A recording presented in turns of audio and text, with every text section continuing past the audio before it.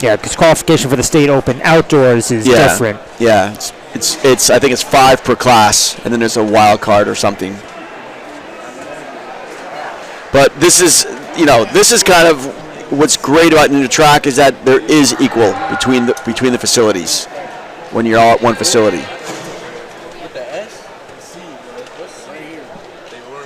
Although, Tom, I got to tell you, I wish somebody else would donate another $10 million to bank these tracks. That'd be pretty cool. Let's get another big track in the state. Yeah. And then we can start improving the ones that we have.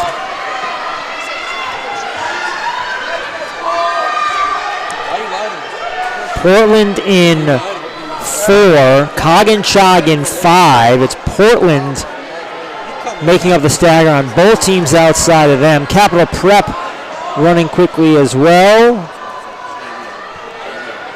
Slow handoff for Portland, and Capital Prep has the advantage. Notre Dame Fairfield in lane 2 takes the pole. Yeah, Notre Dame Fairfield's really come up this year in the short sprints. Notice they've done pretty well in their conference meets, the SWC. Now a big lead for Notre Dame Fairfield. Ran right up on them. Slow handoff, but they still have the advantage. Capital Prep is in 2nd. Portland is in 3rd.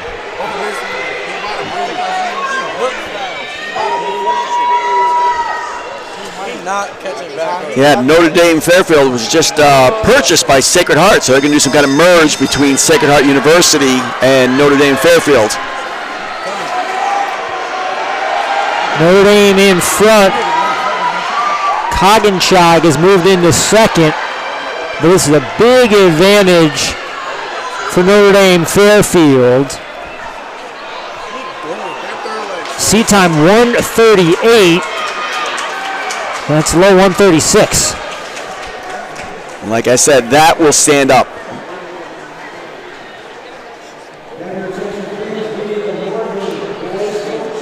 Final heat, ready to go. Boys 4x200 meter relay. Lane 1 will be Lyman Memorial. International High School will be in 2. They were 5th last year. Immaculate is in lane 3. Bloomfield is in lane 4. They were 2nd to Cromwell at this meet last year, but Bloomfield went on to win the state open indoors. Fastest seeded runners, of course, in this heat. The top seed is from Thomaston, just a freshman, Brianna Belanger. Second seed is a senior, Lily Tablioni of Portland. She is the reigning champion. Mackenzie Spooner of Sacred Heart Academy in this field, as is Faye Carnamola from Woodland.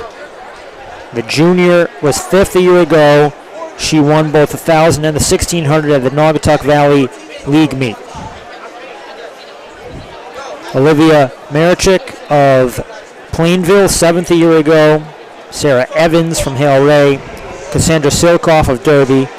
Aisha Williams of Bloomfield, who was 3rd last year, is only the 9th seed, so we'll keep an eye on her. I don't think she's going to be out here. Yeah, I wouldn't be surprised. She's doing the 600 as well. Eleanor Riley Larkin of East Catholic. Ava Depew of Summers. Sylvie Hiltz of Lyman Memorial, and Taylor Mooney from Cromwell. Bellinger, she's a freshman. She won the Berkshire League in cross country, but the Berkshire League does not have an indoor track conference. So she's run between, this is interesting, she's run between 3:09 and 3:10 the past 3 weeks. One of them in an outdoor meet. Wow. They did an outdoor, like a Frostbite Invitational or something. So she's looking to get down under to 3:08 probably. She has moved into 2nd place. Tablioni, the reigning champion, is in the lead through the first lap. Belanger got caught in traffic, had to work the hard way around, but she's now close in 2nd place.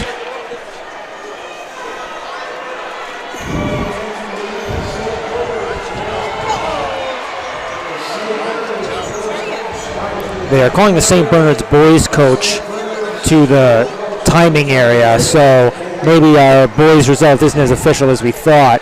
that only usually means one thing, and that's not a good sign. Going through in about 70 seconds for our leaders. That's moving. That's a meet record pace right there. Now, I don't know if they're going to keep this up because these girls are not quite. Jessica Drop has a meet record at 2:55. Yeah. These girls come in with a seed time of 3:09. Tablioni and Belanger, the front two. Gap of some 15 meters back to third place. That's where we find Mackenzie Spooner of Sacred Heart Academy.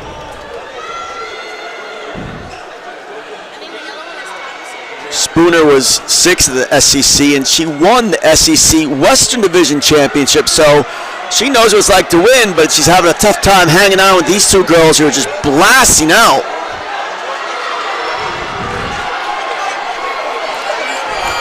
Tablioni knows how to win. She did it just last season. But this Bellinger girl, wow, she's unknown. She had a good cross season. Just a freshman. She's just a freshman. I like when I see these freshmen go against their elders and just hang with them. 2:28 at the bell. So that's like 3:06, 3:05 pace approximately. So either way, there's going to be a PR here. And here comes Bellinger here. She's trying to get the outside. But look at Tablioni. She's fighting her off. This is a great battle. Yeah, Bellinger couldn't make the pass on the straightaway. She's still looking on the outside, and Tablioni pulls away. That's a good spot to try to make a move if you have the gear, but she just didn't have that gear today. Lily Tablioni from Portland goes back-to-back in the 1,000, going sub 3:06. Both of them setting personal records.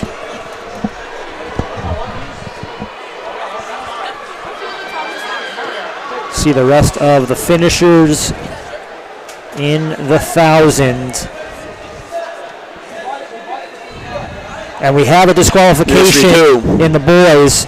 Colin Brittner has been disqualified for interference from St. Bernard's, and that makes Dylan Bathrick the champion from Cromwell, and Krasuski just out-leaning Lopresti. Actually, no, they've given it a tie between Krasuski and Lopresti for second place. They went to the 1,000th of a second. They were in the same heat. That's tie. so unusual to be in the same heat and have a tie. Yeah, I saw him at Yale. He ran a 1:28, so that was back about a month ago approximately. Only a sophomore. And he's going to end up the top sophomore. There's no sophomores, just juniors and seniors in this final heat. Lane 1 will be Walter Withrow of St. Joe's. From Suffield, Christian Flanagan in 2. Landon Pelletier of Stonington in 3. Lane 4 from Portland, Samuel Lamalfa. He was 5th last year, was 15th at the state open, but the 3rd non-senior in the open last year. Davin Duffy of Bolton is in lane 5, the NCCC champion. And Matthew Lara, 12th last year for Haddam Killingworth, is in lane 6. Lara was the anchor on the 4x8. They got the win early in the meet. Lamalfa's looking really strong right now. He's 4th in Connecticut. He's got an outside shot at making New England's. If he can improve, he's going to have to improve a little bit because 124 will not make New England's. First things first. Yeah, he's got to get through Class S first.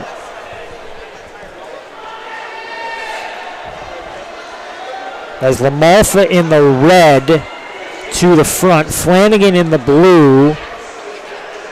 And that is a tight pack. There might be some contact here if they're not careful. Lamalfa and Duffy, the front two. Keep our eyes on the pole vault as well if we can as they come around, as the Montville vaulter will be going next. She does not go up on that one.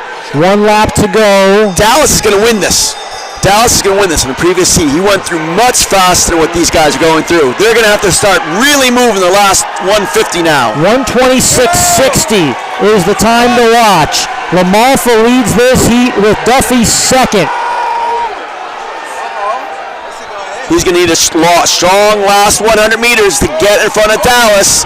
He's chasing a ghost right now, and looks like he's trying to go for it. Lamalfa wins it, 126 flat. Just barely out of Dallas. It looks like second was probably Dallas. Yeah. A good run by Lamalfa. Last year he was fifth, and he gets the win here in 2024.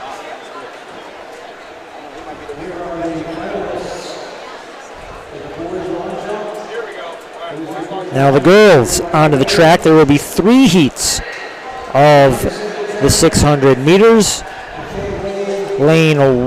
Heat 1, I should say. We'll have Kirsten Golding of Bloomfield in lane 3. Emma Hartshorn of Seymour in 4. Molly Musselman of Stonington in 5. And Joanna Oke. Eric Medvecki of Portland in 4. Joshua Ned of Seymour in 5. And Nathan Parker of Hale Ray is in 6.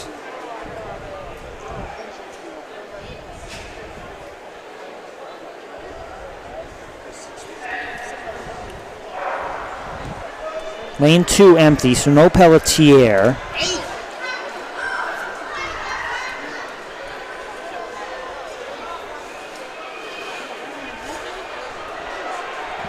Yates making up the stagger in 3.